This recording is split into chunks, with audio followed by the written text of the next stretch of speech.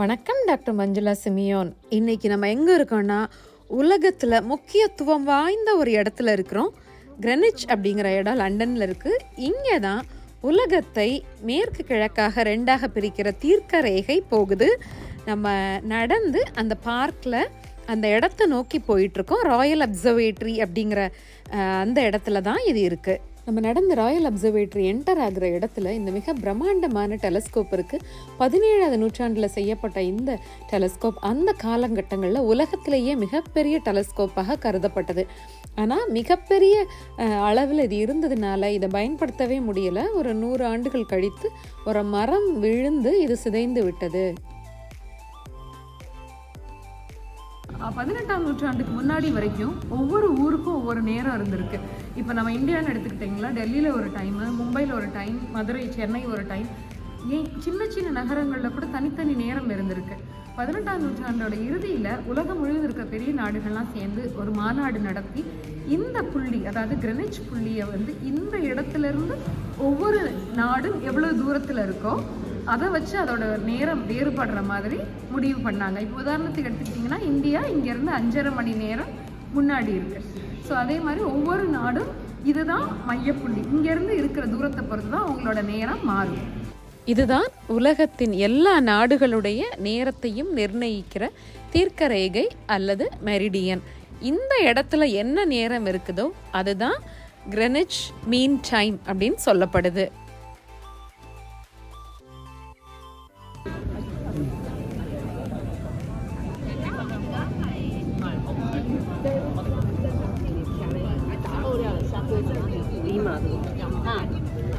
இங்கே பார்த்தீங்கன்னா கிழக்கத்திய நாடுகள் சிங்கப்பூர், மலேசியாவோட தலைநகர் கோலாலம்பூர், அப்படியே கொஞ்சம் மேலே போனால் பாம்பேன்னு தான் இன்னும் இருக்குது, இங்கே பேர் மாறல. செப்பரேட் பண்ணுறது ஈஸ்ட் வெஸ்ட் செப்பரேட் பண்ணுறது.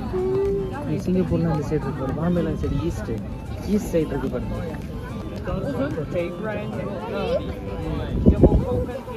இதுதான் கிரீன்விச் கோடு அப்படின்னு நம்ம சொல்லுவோம். தமிழ்ல நாம கிரீன்விச் அப்படின்னு படிச்சிருந்தாலும் சரியான உச்சரிப்பு கிரெனிச் அப்படிங்கிறது தான். இதுதான் பூகோளம் முழுவதையும் மேற்கு கிழக்கா பிரிக்கிற கோடு. எப்படி பூமத்திய ரேகை வடக்கு தெற்கா பிரிக்குதோ அதே மாதிரி இது மேற்கு கிழக்கா பிரிக்குது.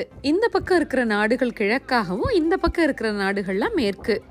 ஸோ இந்த இடத்துல இருந்துட்டு ஒரே நொடி பொழுதுல பூமியோட மேற்கு பகுதியிலையும் பூமியோட கிழக்கு பகுதியிலையும் மாறி மாறி இருக்க முடியும்.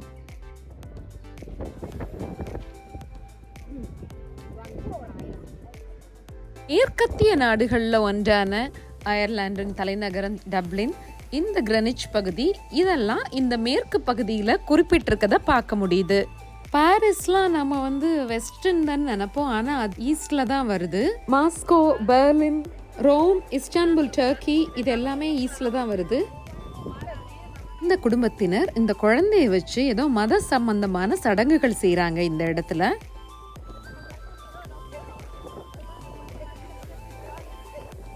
அவங்க அந்த இடத்துல இருந்து அவங்களோட தேசத்தில் இருக்கிறவங்களுக்காக ஒரு ப்ரேயர் பண்ணாங்களாம். அவங்களோட நம்பிக்கை என்னன்னா, ஒவ்வொரு இடத்துல நின்னும் ப்ரேயர் பண்ணுவாங்களாம். ஏன்னா அவங்க முன் ஜென்மத்துல வேற ஏதாவது ஒரு நாட்டுல பிறந்திருக்கலாம் அப்படின்னு நம்புறாங்க. இங்க ஜெரமி வெஸ்ட் சைடுல இருக்காரு, நான் ஈஸ்டர்ன் சைடு ஆஃப் த குளோப்ல இருக்கேன்.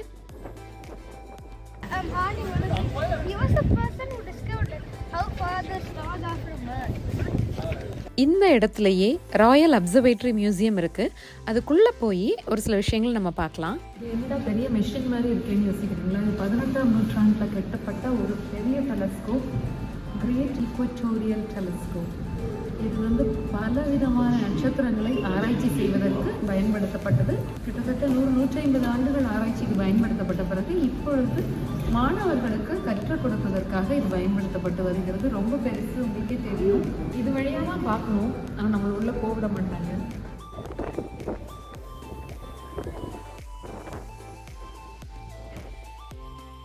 அதாவது அந்த காலத்துல அந்த அரசாங்கத்திற்குரிய விண்வெளி ஆராய்ச்சியாளர் அவங்களுக்கு கொடுக்கப்பட்ட வீடுகள் இது எப்படி இருக்குன்னு பார்க்கலாம்.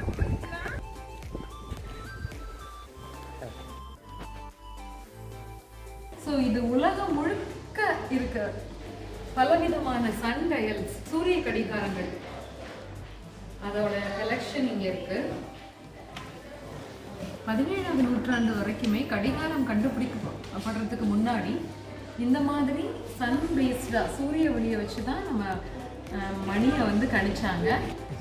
ஆன்டிக்னா 1685 உள்ள ஒரு பணக்கார ஒருத்தரோட கிளாக்கு பார்த்தீங்கன்னா தெரியும் எவ்வளோ அழகா இருக்கு அப்படின்னு. ஓகே, இது அந்த காலத்துல டைனிங் ரூம் இருக்கு. இது பல்வேறு காலகட்டங்கள்ல இருந்த ஒவ்வொரு ஆஸ்ட்ரானமர்ஸ்.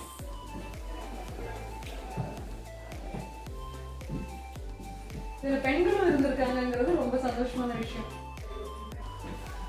இவங்க தான் ராபர்ட் கிளைவோட wife, Margaret Lady Clive. So ரொம்ப பாப்புலர், நமக்கு தெரிஞ்சவங்க இவங்க தான்.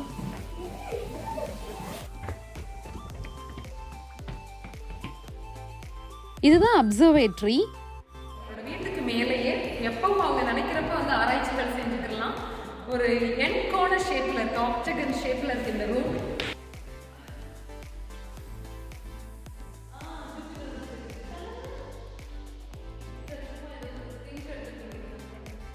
You don't know. Hey, real and parra. Huh?